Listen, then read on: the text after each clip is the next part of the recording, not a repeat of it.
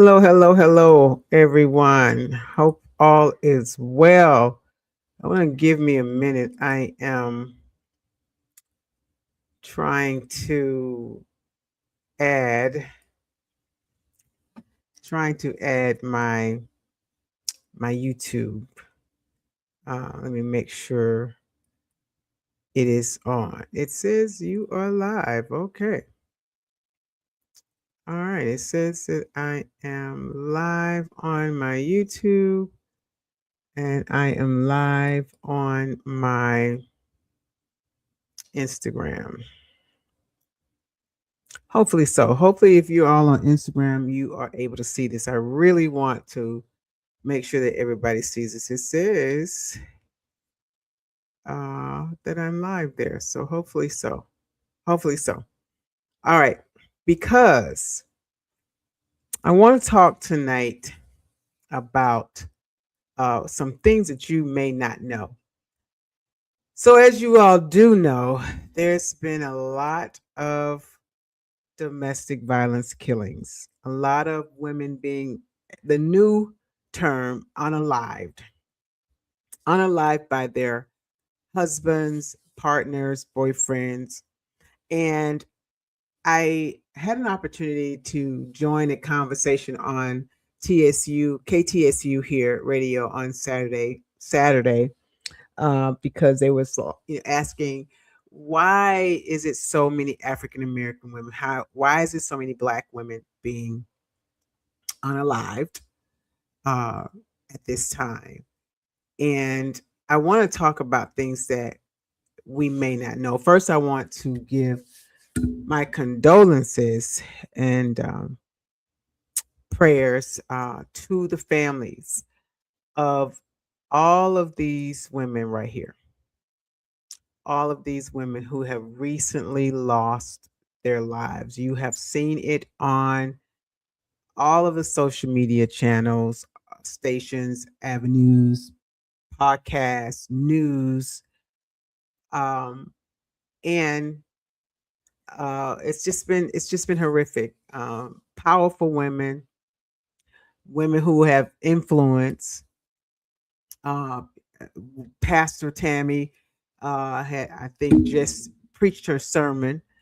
Of course, uh, Nancy Mateo, we've heard so much about her amazing work that she's done um, in Florida. Dr. Serena Fairfax, who was a dentist and wife of the uh, assistant governor, Barbara Deere, and then all of the information that's been going on about Ashley Janae, who was the influencer. Not to mention the ladies who were just shot yesterday, Sunday, from New Orleans.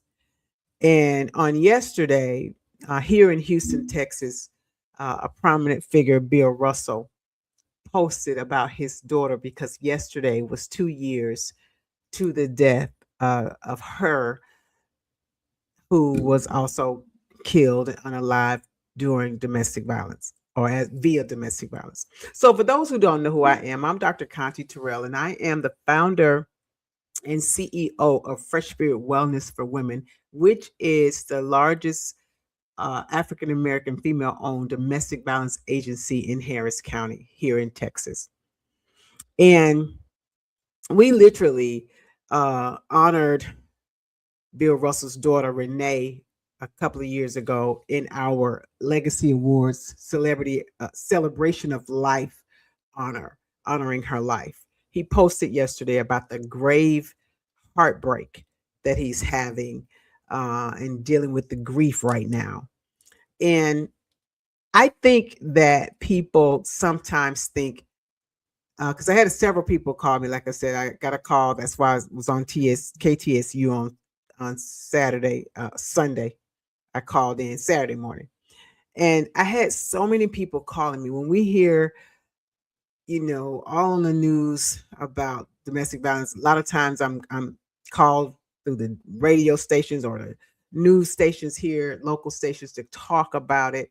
And so I got a lot of calls, and I haven't said anything about it. And let me tell you why. It is so heavy. This has been a heavy, heavy time for me. I think people think because I've done this for many years, and I I see it every day. We literally at our organization, Fresh Spirit Wellness for Women, and I'm going to put all that information here when I'm finished, so that if you need the support or help, and I really want you to share this, and I want you to stick around, because I'm going to talk about why so many African American women are being killed, and what is being missed here. Um, but I think people think because I do it every day. We are literally in a court case right now that was a high profile case, or high media case here in Houston a couple of years ago. It takes a long time for these cases to go to court.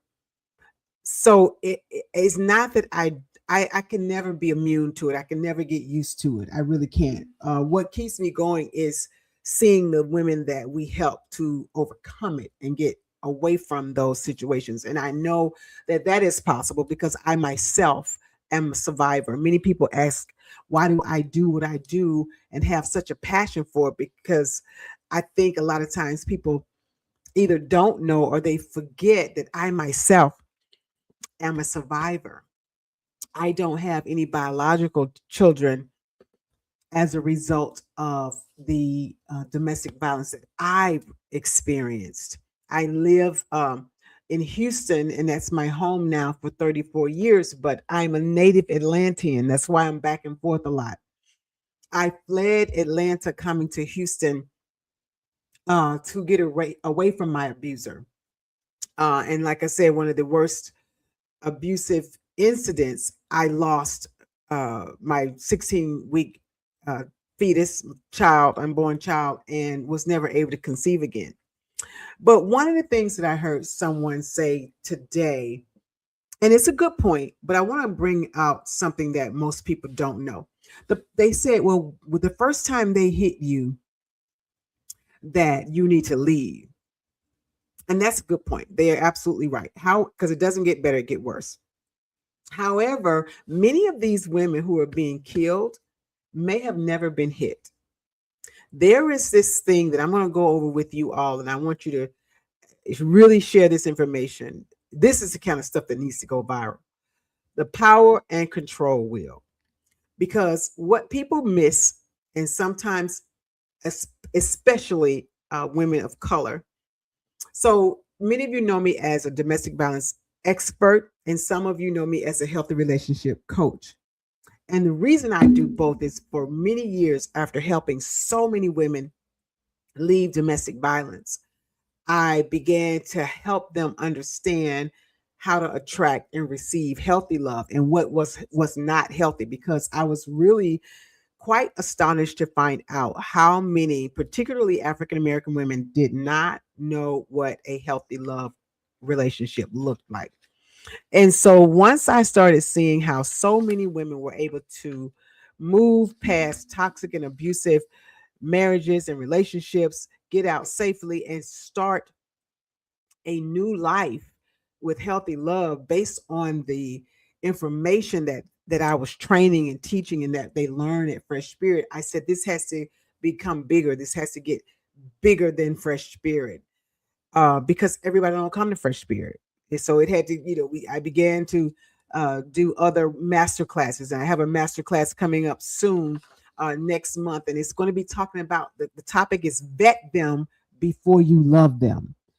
And we talk about the relationship lab. If you want, you see the ticker going by. If you want any more information on how to vet a person, how to know a healthy relationship, how to make sure you're healed to attract a healthy relationship, go to the relationship lab. There's a lot of exercises there. But I want to get into the power to control wheel. And one of the things that I tell my clients when we're doing this assessment, or when we're talking about this in my office, is that I want you to take a little piece of paper, and I want you to start numbering from 1 to 2 to 3 to 4. If you're watching, say hello to me. Let me know if you're watching from YouTube, Instagram, or Facebook, because I'm on all three platforms. So I asked them to take and write a number. If I say something that you are experiencing right now, put a one, if or a two, and then a three, and a four, and you continue on until I finish. Because this is the power to control wheel, and you can look it up. I'm going to talk to you about it, but you can look it up, because domestic violence is about power and control. And so many people think of it, because I did too. I missed all of this that I'm gonna talk to you about, because I was looking for the black eye and the busted nose. Yes, I lost my child as a result of the domestic violence, and at that time it had gotten very physical. But a lot of this had happened way before it got physical, and a lot of this is what's happening to women, that and they don't believe it or understand that this is domestic violence. And when it gets to its boiling point, domestic violence is and can be fatal. We do know that it's 3 out of 4 women are being abused now. It's gone up to so many, so statistics are high. And the other thing is, the African American woman is being killed at a rate 3 times higher than any other ethnicities. 3 times higher. So let me talk about these things that we miss or don't look at as domestic violence, because there's not anything on here that's going to talk about hitting or punching or beating. All right, first of all, the power to control wheel is, these are the things that the abuser does to gain power over their women or partners. And let me say this, women do it to men as well. Domestic violence is not just men, it is women and men. Okay. So I'm speaking again at KTSU and on radio, and I'm bringing one of my male clients with me that we help to leave an abusive female.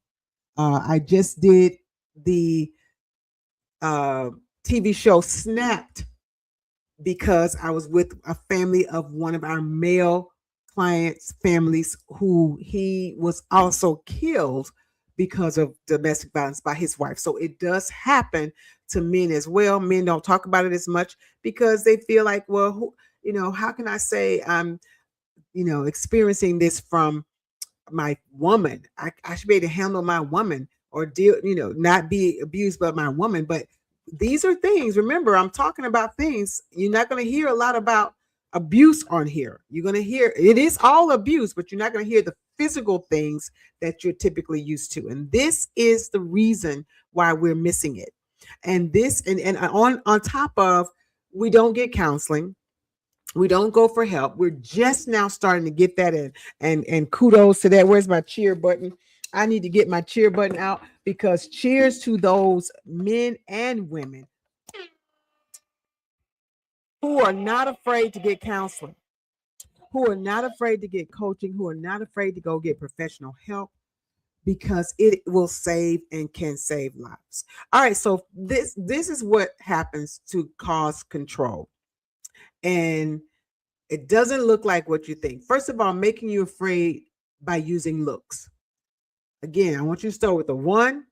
And if you watch this back, start with the 1, then a 2, and a 3, and then keep going and everything I say. So that was a 1. Making you afraid by just using looks at you. Sometimes when somebody can stare at you or make that look, and you already know what they mean business. Your mama used to do it, your daddy used to do it. But when you're in a relationship with someone or marriage with someone, you should not feel unsafe or scared at a look.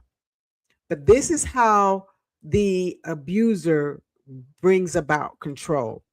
They also make you afraid by using gestures or actions, such as smashing things. Okay, that would be number 2.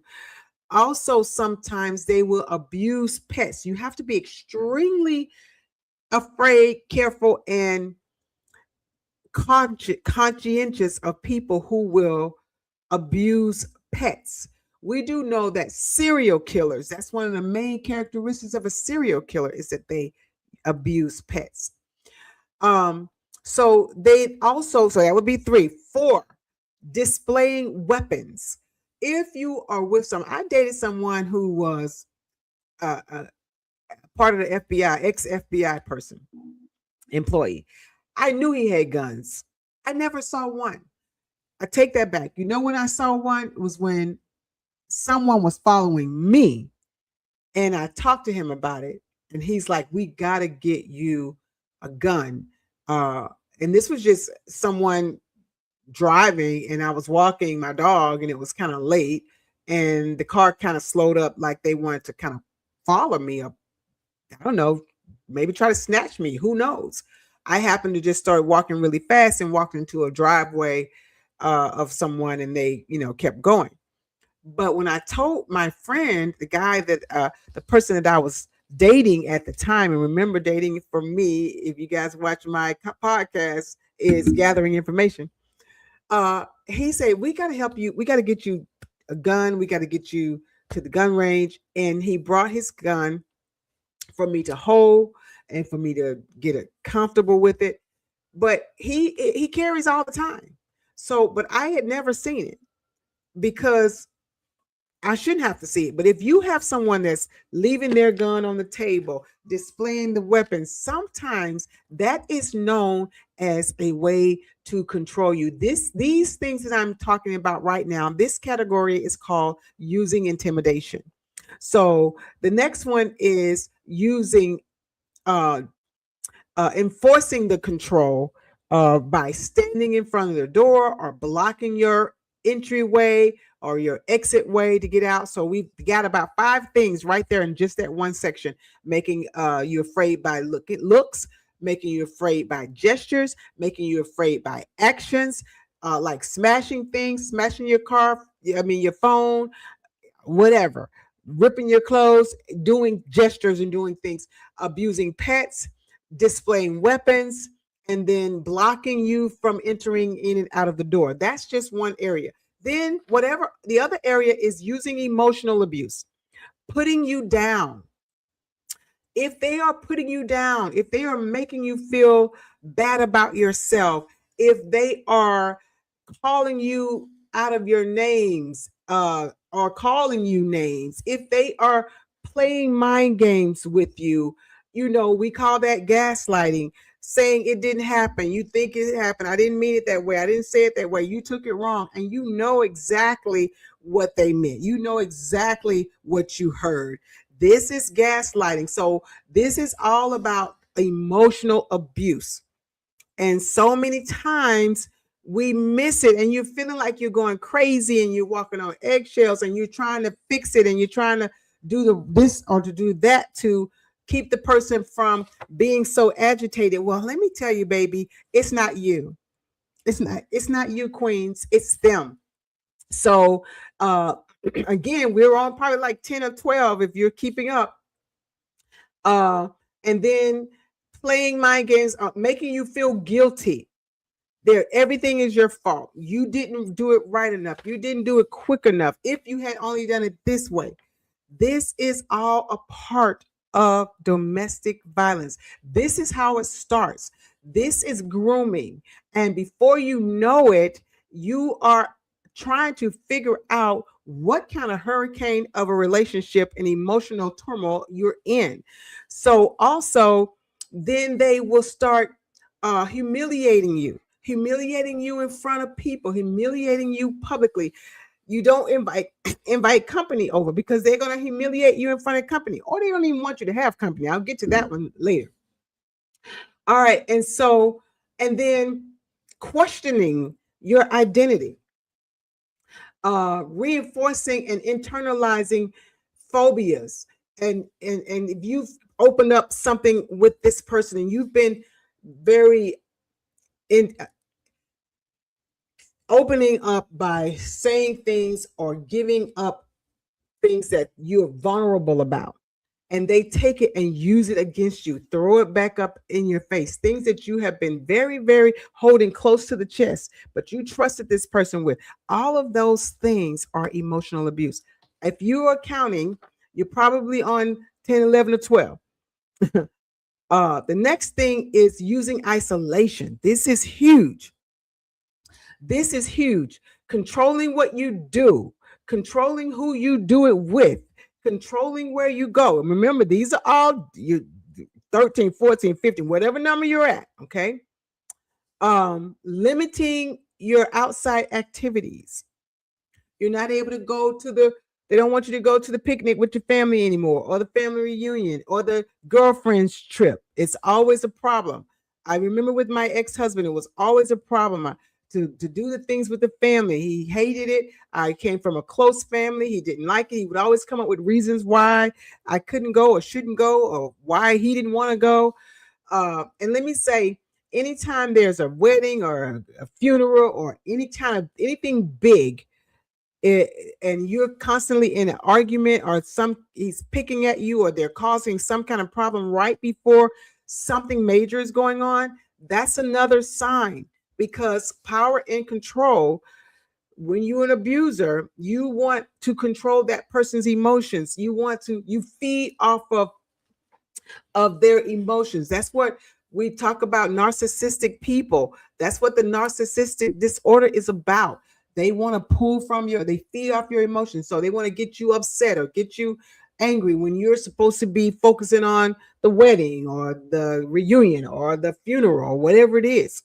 So be careful, because isolation is how they control you. If nobody knows you're going through this, it's easier for them to control. It's easier for you not to get the help or not to get the support. Asking you to tell you about your whereabouts, like where you're going. So many times right now, putting air tags in your car, tracking where you're going, tracking to see how much gas has been used out of the car since you left. All of these things, saying no one will believe you. If you start saying, well, I'm going to, this is ridiculous, I'm going to tell such and such, oh, who's going to believe you? Making you feel like that it's crazy. Nobody's going to believe this. Because the other thing is, they're always on their best behavior in front of other people. A lot of times, everybody else love them. Everybody else think they're amazing, because they don't show to other people what you see in the household. And that's why it's always such a shock a lot of times, unless you're really close. And another reason why they don't want people close, because they don't want people to see what's happening inside. And so unless you're really close and you see, it's always a shock, like, wow, I can't believe it. When I wrote my first book about what was going on in my life, people couldn't believe it, because they know the person. People that knew the person knew how happy-go-lucky this person appeared outside of the house, and how the relationship looked outside of the house. All right. Also, not letting you go anywhere alone, wanting to make sure that they go with you. They drive you to work or drop you off places and pick you up. I used to do training for hair salon stylists, massage therapists, and people in the cosmetology, the barbers, because if someone is coming and sitting with your client all day to get their hair done, trust me, that's a problem. We don't want to be there all day. So that means that's somebody who is exuding power and control over that client of yours, because they don't want them around alone. They don't want them out of the house by themselves. They may start talking, start telling people exactly what's going on. Two of those people that I put up their picture, two of those victims, two of those ladies who had a life that was taken from them, both of their husbands were supposed to be in court on yesterday for a divorce proceeding. On yesterday, both of them had been ordered to move out. Both of them were going to lose their rights to their children. Dr. Serena Fairfax was due in court on yesterday, and also the woman who just lost her life in Louisiana. Well, I'm sorry, she did not lose her life. Praise God. She is still hanging on to her life. Her children, 7 of her children lost their life. They were due back in court on yesterday. He killed them on Sunday. They were due back in court on yesterday so that the divorce proceedings can be made official. So those are signs that they was losing control. They had lost control. They had lost the family, losing the family. No reason, no excuse. We've got to get help for the men. I help victims, whether they're men or women, but they are the victims. They're the survivors. They're the family of the survivors. They're the families of the victims. But men, when you're hearing your boy, your bro talking about, man, I'll beat her. Oh man, I ain't trying to hear that. I'll kill her. She ain't gonna leave me. You need to talk to them. That man, you need to say, this is not right. You can't control somebody if they don't want to be with you. How can we help? Get them some help. Ask them for help. How can I help you, man? What can I do? Because this is happening. And sometimes they may be talking at the barbershop. And sometimes men are just going along to get along or say, man, you don't mean that. This guy who killed those kids had told her when she tried to leave, I think a couple of years ago, she mentioned wanting to divorce him, said to her, if you do, I will kill you and the kids and me. And so she stayed out of fear because she believed him. And guess what? She had rights to, because we see what happened. But get professional help. Get professional help to help you as best as possible to get away. So we're just on 3 of the areas. I'm going to speed it up because I want to get them all in. So we went over using intimidation. We went over using emotional abuse as power to control. We've gone over using isolation.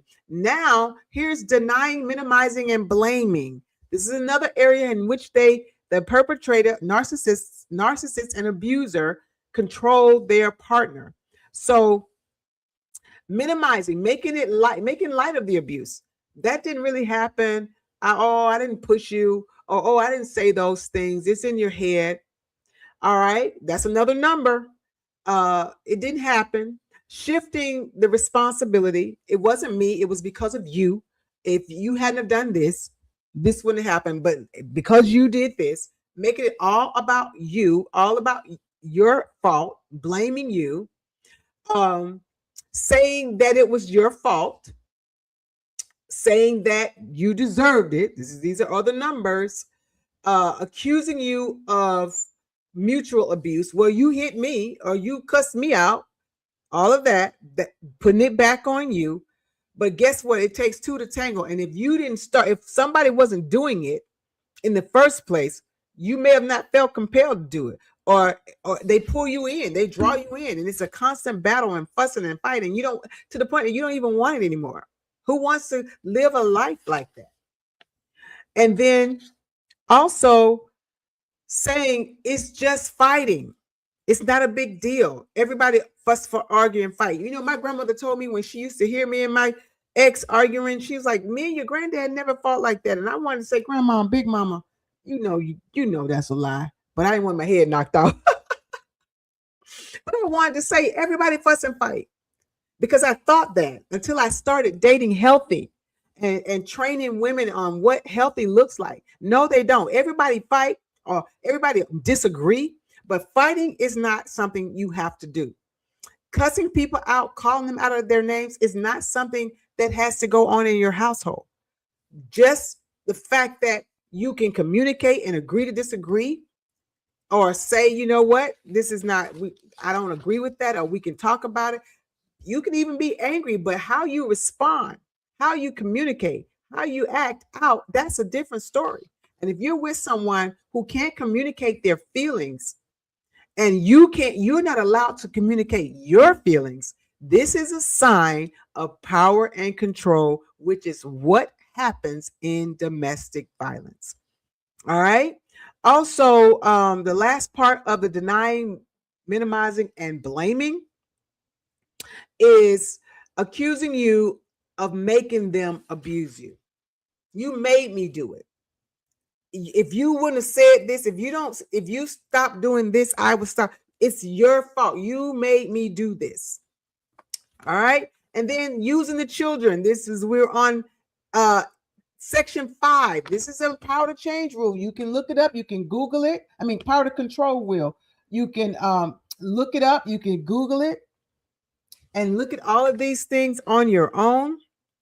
Go back and review them, making you feel guilty about the children, using the children to relay messages, threatening to take the children away, telling you that you have no parental rights.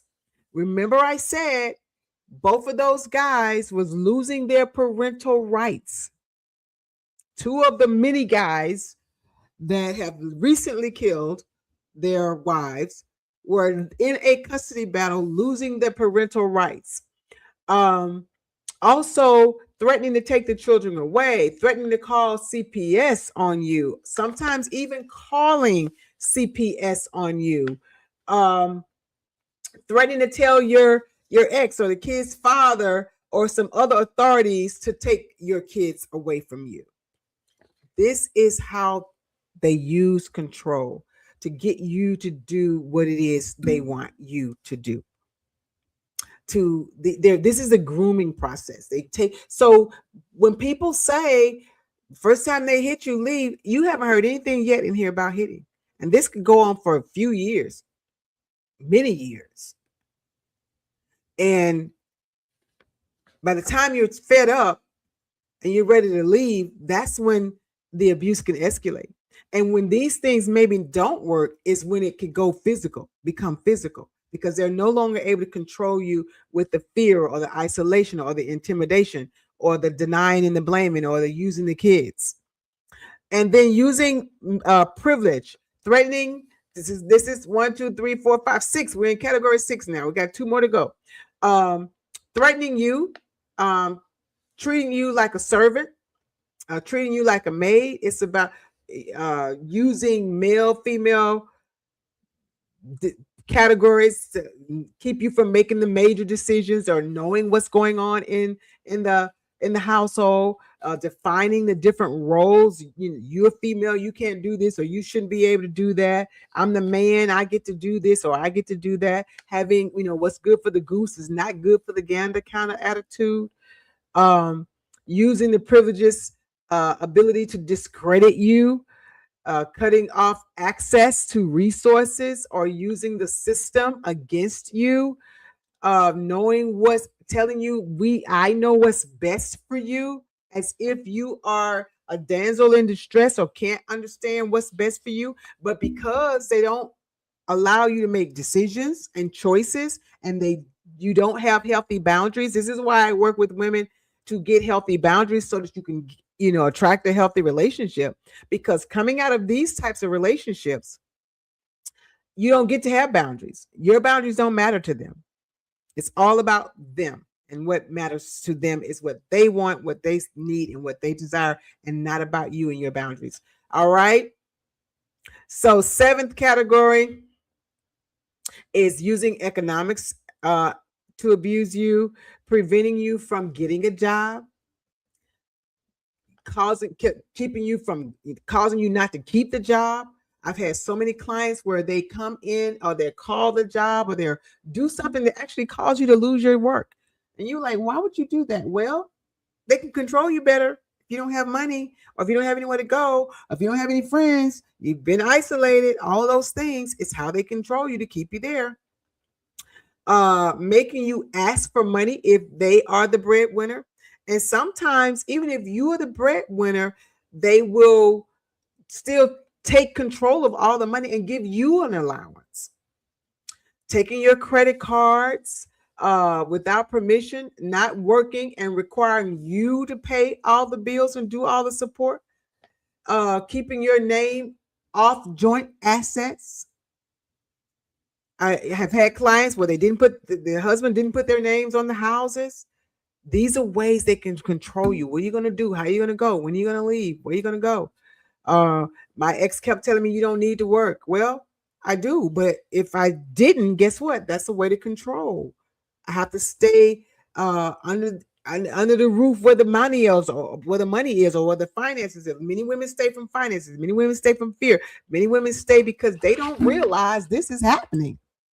And when they're fed up with it and they begin to leave or try to leave, homicides for African American women, any woman, DV homicides go up 75%. 75% of the DV homicides happen when you are planning to leave or when you have already left.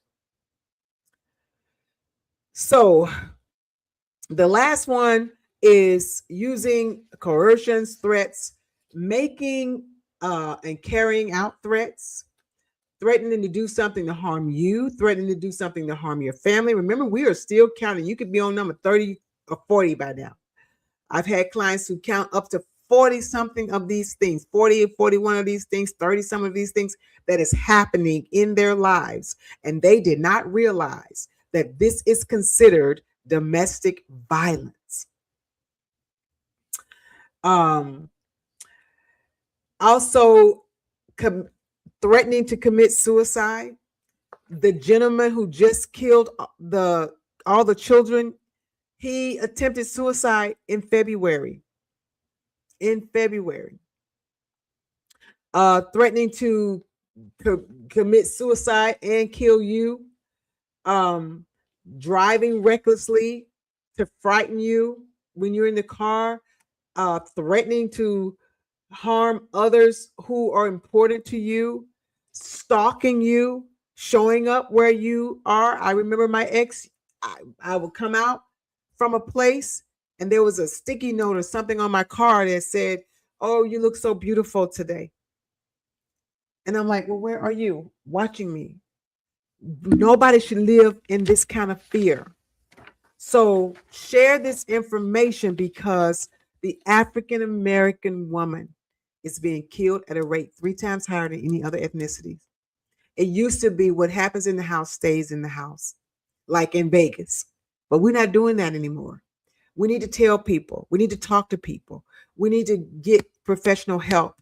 I will put the Fresh Spirit office number here in the chat. Share this information.